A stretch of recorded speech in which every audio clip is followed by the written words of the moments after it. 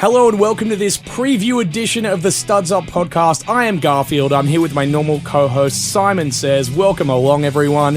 If you'd like to comment on anything that we talk about in this podcast, just visit our Facebook page. It's Studs Up. Really easy to find. You can leave us a comment, leave us a like. You can listen to our stuff on there or read some of our articles. We do a weekly recap of what we thought the players of the round of, for example. Or you can find our website, studsup-football.com. But without further ado, Simon Says, let's get into the preview, because this week we're going to do something a little bit different. We're going to read out all the games. We're going to throw our tips out to you. You can see if you agree or disagree with them. And at the end of it, we'll have a look at what we've tipped together, see where we're... See how worlds apart we actually are. See if we agree or disagree. And then we'll also touch on a few of the big games of the round and see which ones we really want to delve into deep. So without further ado, let's go through Chelsea versus Leicester City, Simon Says. 2-1. Oh, damn, I was going 2-1 as well. To Chelsea, obviously. To Chelsea, yeah. Yeah, 2-1 to Chelsea. All right. Arsenal versus Swansea. 2-0. All right, I'm going to go an RC 1-0 to Arsenal. An RC? An RC 1-0 to Arsenal. Yep. Okay, West Brom versus Spurs. 1-3. Okay, 1-3. I'm going to go with 0-2 to Tottenham. 2-0 to Tottenham. How about Stoke versus Sunderland? 3-1. 3-1 to Stoke. I am going to go 1-1. 1-1 in that game. Bournemouth versus Hull. 1-0. I'm also going 1-0 there. 1-0 to the Cherries. Manchester City versus Everton. 2-1. You go, okay, 2-1, you going? I'm going to go 3-1 there. 3-1 to City at home. Yep. How about Crystal Palace versus West Ham? 2-1. 2-1 to Palace? 2-1 to Palace. Okay. I'm going to go 1-1. Yeah, of course you are. You fence sitter. Yeah, I know. Middlesbrough versus Watford. 1-1. Okay, I'm going 1-0 to Middlesbrough. Southampton versus Burnley. 3-0. 3-0. Damn, boy. Okay, I'm going bold this week. I'm going 2-1 there to Southampton. And finally, the game of the round, Liverpool 3-1. at home to, okay, smart ass, let me finish the game. Liverpool versus Manchester United. Can you remember that far back when I said yeah? Yeah, 3-1. I'm going to go with a 1-1 draw. And even then, I'm being a little bit hopeful. Anyway, they're our picks for the round, so you can follow along. You can always listen back to this, and straight away, within 2 minutes, you'll see how dumb we are. Yeah. So, let's have a look. Within the first 10 minutes of game day. Yeah. To be fair, you only have to listen to 2 minutes of us talking about anything, let alone picking scores, to know that we are idiots. But that'll just confirm all of your fears. Oh, yeah. Anyway, so let's go into this round. I thought that, the match of the round is obviously Liverpool versus Manchester United. So we may as well touch on that first. You're a Liverpool fan. I'm a Manchester United fan. Talk me through And I don't it. hold it against you. Yeah, I know. It's amazing. I think you should have your own anyone schools else. or something. I mean, What, in Manchester? your own bus. In Manchester? Yeah, or? you need a lot of support. I can see that. I can see that. Yeah, fair enough.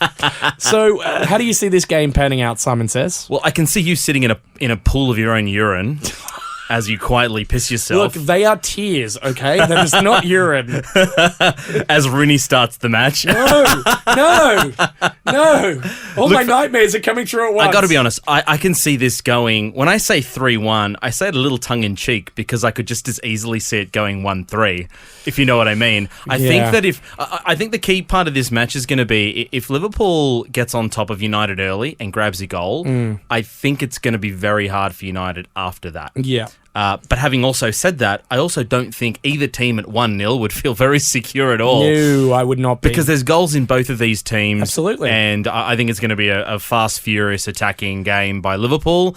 But I think that's kind of going to suit United a little bit. I think they're not going to... How so? Well, I don't think they're going to dislike it. I think they're going to invite Liverpool forwards because they know Liverpool's culpable in defence. And they really only need a few shots on goal to get any. True. It's not that hard, especially if they're quality shots on goal.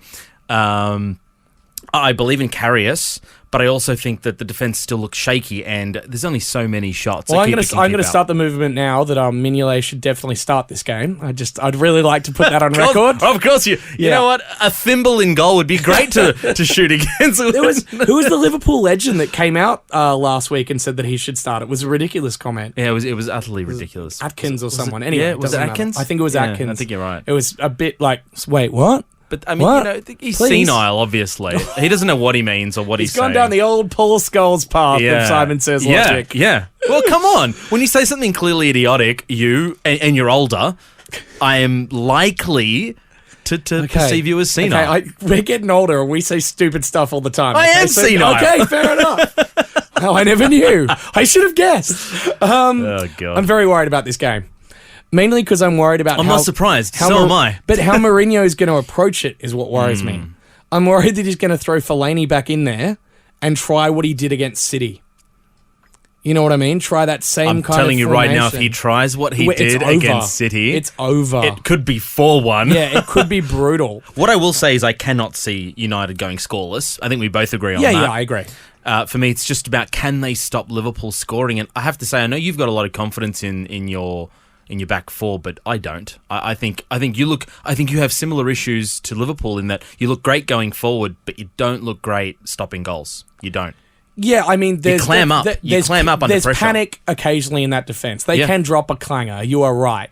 I've got a lot of time for David De Gea, of course. Of course, he's a legend. But it's going to be about how we shield the back four. I mean, for me, it's not... The back four actually looks pretty solid. I think Bailey, and it will probably be Smalling, I imagine, in this game. I kind of don't want it to be Blint after how he played against Man City. But if they can shore up that back four with someone to properly screen, we'll be okay. If he starts Schneiderlin, for example, which he never will, he's never going to start Schneiderlin. I just think that someone like Bailey is going to get turned inside out by Firmino, and the problem you've got is once one of your central defenders gets, sold a dummy, it's over for us. You've got people like Mane who are just too fast. Before you know it, he's already in. Yeah. He's chipped in. Yeah. Coutinho's there. He can score from just about anywhere. Yeah. And these are the games where he steps up. These are the games. You saw the goal he scored against you in the Cup. That was stunning. In the Cup. Firmino scored a great goal against you. Lallana. No, I'm way more worried about Firmino. Yeah. Is Lallana back? I don't because think Wijnaldum's out, and that's going to hurt you just as much. I actually think that Liverpool's team's looking a little weaker this week. It is a little bit weak this week. It'll depend on how whoever steps in steps up, basically. This is going to sound bizarre, but I feel like if Lallana isn't fit, I would drop Firmino back into that role and promote Sturridge to start. I can see the logic. It seems like he's kicking form. He just scored a goal for England. Yeah. I think that's what he needed. He needed a goal.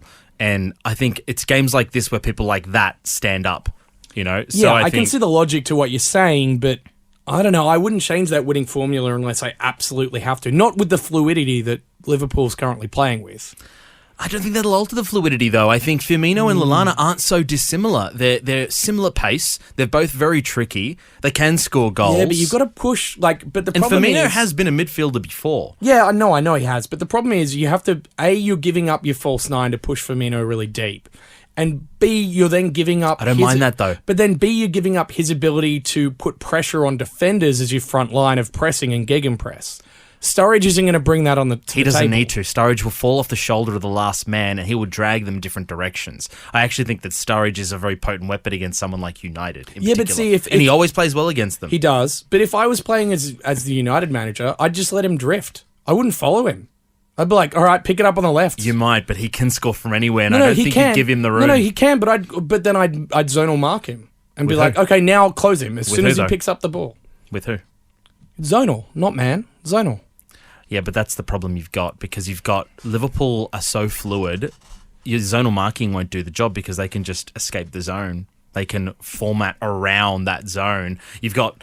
I'm pretty sure that if Wijnaldum doesn't play, he'll just promote Can or he'll take a massive risk, bring Milner back into the midfield and put Moreno at left back. I think that's a big gamble. I would keep Milner at left back since he's the best left back in the league, statistically. and I would bring Can into the side, have Hendo stay where he is in that defensive role. And that's how you plump up the midfield. A lot more steel. Well, I mean, looking at the other side of the fence, he can't surely bring Rooney back for this game. Surely not. Can he or can't he? I think that if there's a game that you would play Rooney, it'd be this one because Why? Rooney versus Liverpool. He harries. He hates Liverpool with a passion. He'll create that fire, and I think he plays well against Liverpool every time. I also think Mata plays well against Liverpool every time. I'd have Mata over Rooney on current form any day of the week. But I'm on record as saying I'm not Mata's biggest fan. I know either. that, but I'm agreeing with you. But I'm saying I wouldn't be surprised, and I don't think I'd be wholly disappointed. I would be surprised, and I would be desperately disappointed. Look, just quietly, I would prefer it if he did start. Yeah, of course you would. Of course I would. Of course you'd love that. Why start against 11 when you can start against 10.2? Oh gosh, so mean. But no, look, okay. To be fair, this is amazing. I'm starting to feel sorry for Rooney because all of a sudden, everyone else is turning on him. You heard it. No, because everyone else in the world is turning on him. I'm like, I've been doing this for 3 years, and now I feel bad for him because everyone's turned. Now you feel like you need to support him a little bit. A little bit. I'm like, oh, poor Rooney. Okay, so forget all this hypothesis. Who would you start with? Give me your formation and lineup. For United. Okay, so basically 4-2-3-1. I'm going to go with, obviously, De Gea, Valencia and Shaw at fullback, Bailey and Smalling as the centre halves. Mm-hmm. I would play with Pogba in the middle with Herrera. And then I'd play Mata, and flanking him would be Rashford and Martial. And then up front, I'd obviously play Ibra.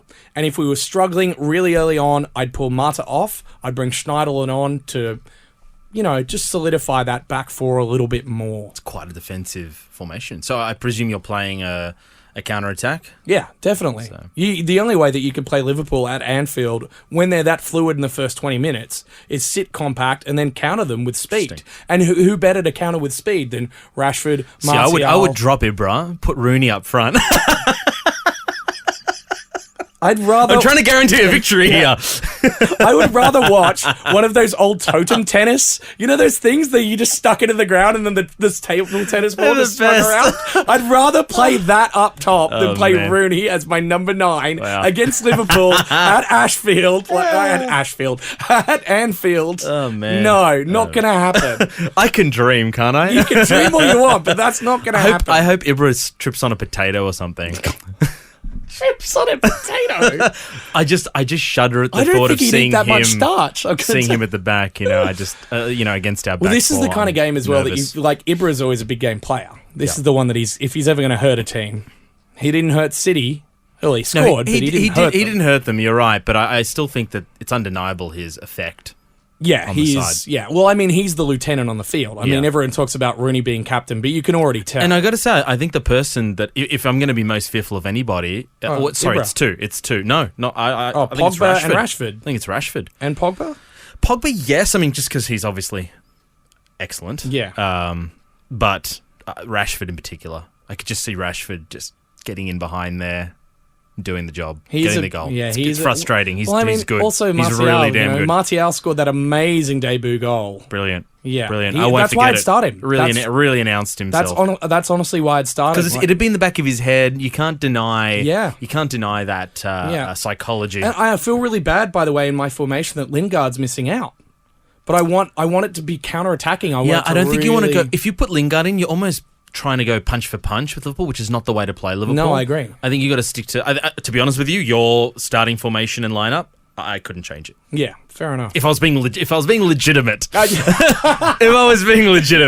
If you were actually picking a team without bias. Yeah, I mean, if I was picking a team with my current bias, I'd pick 8 players. Yeah, that's it. Now, by the way, before it's good luck. Yeah, thanks. The minimum available. And no goalkeeper. No goalkeeper. Yeah. Fair enough. Now, before we move on from this game, I know that you wanted to bring a point up about the referee. Well, look, I don't particularly see it as an issue, but it has been in the forums quite a bit. Please. And Anthony Taylor is proving to be quite a contentious appointment. Why? He's a Manchester United... Oh, sorry. He's Manchester-born. Yeah. And the general idea is that you shouldn't have someone from the city of the teams playing. That's the prevailing theory.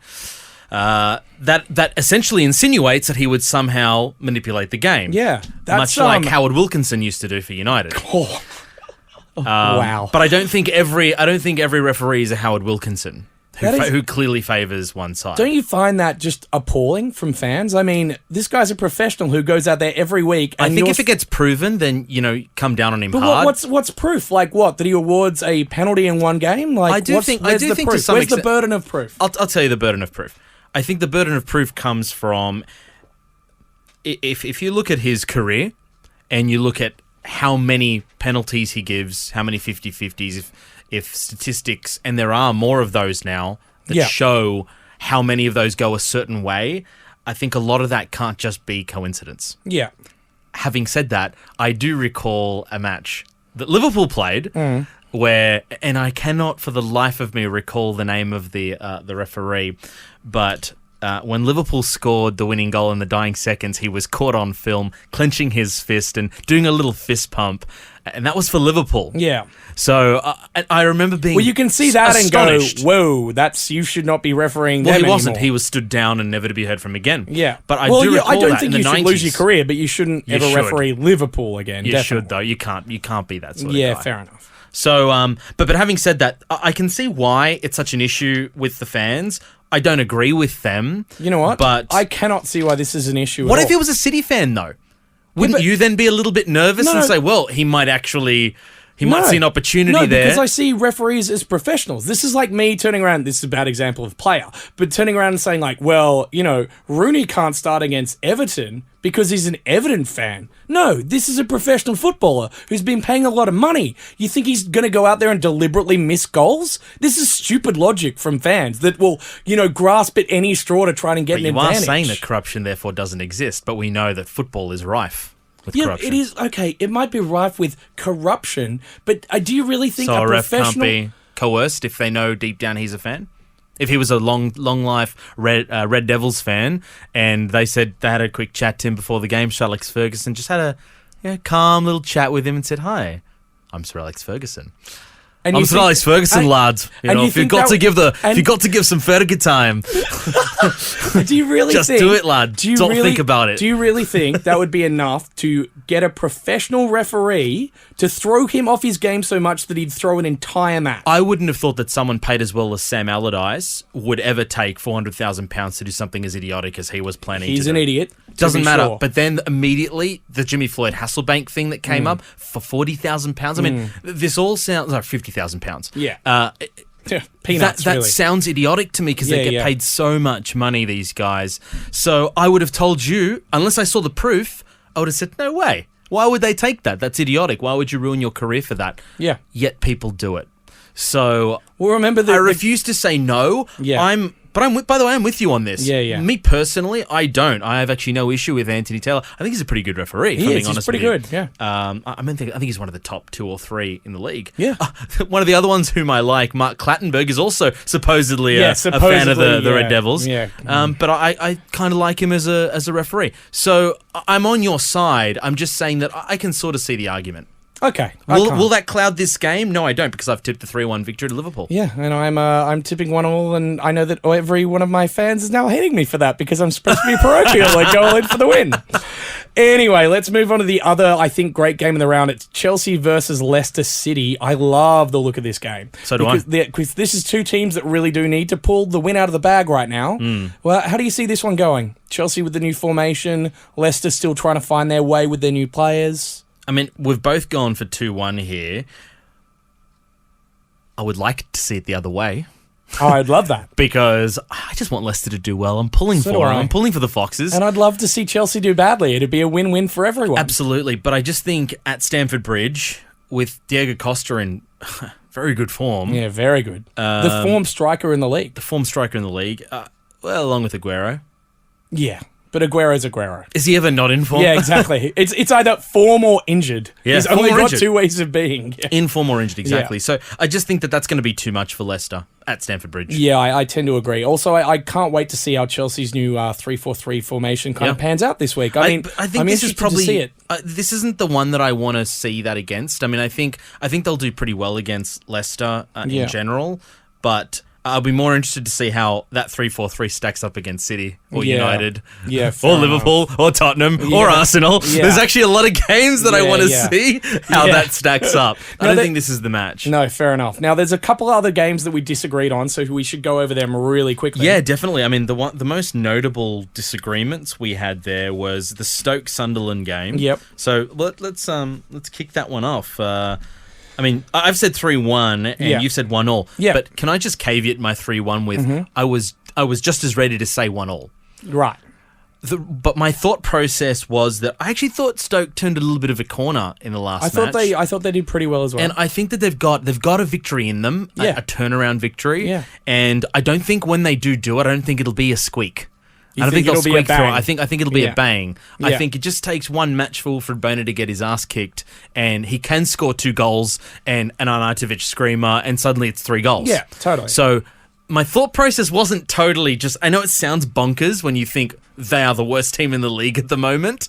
I'm tipping that that's not going to be the case at the end of this match. Fair enough. No, that seems perfectly fair. Full disclosure, as you can see from my sheet here, Simon says, I have written down no scores. So on certain points, I wait for your answer, have a quick think about it, and think, I'll go against him for drama's sake. I also could have just as easily gone a 2-1. But having said that, I did kind of throw up the idea of Sunderland really need to grab hold of something this season. And if there's one thing that David Moyes is amazing at, it's making Look at teams you that sucking defend... up to Moyes. No, it's teams that defend really well against teams like Stoke. And if he can put together a decent run in this one and pull out a draw, they can start building.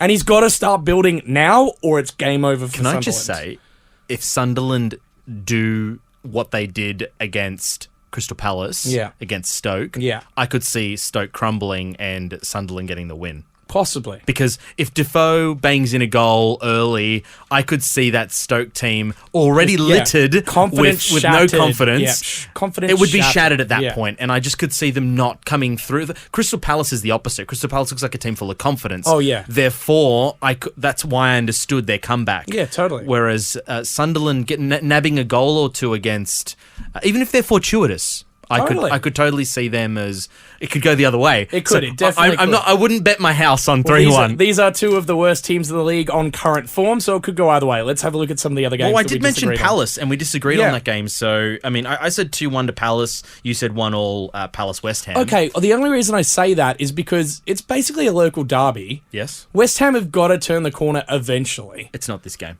You don't think it's this one? Palace, as you know, I love Palace. I love form. Palace. But international break doesn't matter. They look Pardew deadly. is a confidence manager. He's the kind of guy that wants those week in, week out games to keep his team on the field. I've got this funny feeling though, West Ham are going to come back and it's going to be like, guys, it's now or never. Like the season is made from here onwards. Like we are in terrible form. We have to pull this somewhat out of the bag. I say with gritted teeth that I somewhat agree with you. And I don't want to go on record saying that, which is why it sucks that this is recorded. Yeah, totally. But it's literally on a record. Yeah, literally, it's the worst place for me to admit anything. Yeah. But I could just as easily turn that score around. Absolutely. The same way as we've done with a few games here. Yep. And it wouldn't surprise me. Not if you have a look at some of these odds, by the way, on Sportsbet, they're so close. Yeah. And I totally get why. You're basically almost getting even odds for a win, draw, or a loss. Yeah, absolutely. Because every week I've been tipping West Ham because I just keep saying, well, this they're can't out last. of the funk, yeah. And you see Payet doing these things like that, Rabona. Exactly. Oh, my gosh. And then that goal. Yeah. Oh, my gosh. Yeah. The PlayStation goal. Yeah. How long can that not be rewarded? Yeah. How long can this go unrewarded? That's right. I just don't know if it's against Palace. Palace don't have Scott down at the moment. They and that don't. hurts them a lot. It does hurt them a lot, but I think they look so irresistible in attack. They do look very good. Which is why I've got it at 2-1. I'm not saying they're going to have no goals scored against them. Yeah. They're going to have a goal scored against them, but I'm tipping the 2-1. Yeah, no, fair enough. It makes and I'll be wrong. No, as usual. No, it makes a lot of sense to me. It makes a lot. You know, I'm a massive fan of Palace. It makes a lot of sense. What else did we disagree on in there? We disagreed on Middlesbrough Watford. Oh, yeah. I went for the draw. You went for the win I at the did. Riverside. I just think at home, I think Middlesbrough are due. I think they're on the downward spiral a little bit. No, they have been, and I think that's why they're due because Watford are a jammy team. Well, they're either they rock up or they don't kind of side. So what if they rock up? Well, then Middlesbrough are about to get a mild whooping. But I'm going to bet that they don't rock up and Middlesbrough are going to steal one. I think those two things are going to cancel each other out, which is why I'm expecting the draw. Makes perfect sense. Yeah. Look, I'm really... Of course that makes sense. No, I mean, I want to see Negredo start doing well again. And I think this is the kind of game where he's got to come good. You know what I mean? Yeah, I agree with you. This is the kind of game against Watford's defence, that he might actually be able to come good. But, I agree with you. Hey, there you go. So we did there are all of our picks for this round. We did some previews in there as well. We hope that you enjoy that new format. Hey, let us know. You can join us on Facebook at any time. Studs Up is the name of our Facebook page. Leave a comment, leave some likes. Tell us if you like this format better or not, or you can always visit our website. It's studsup-football.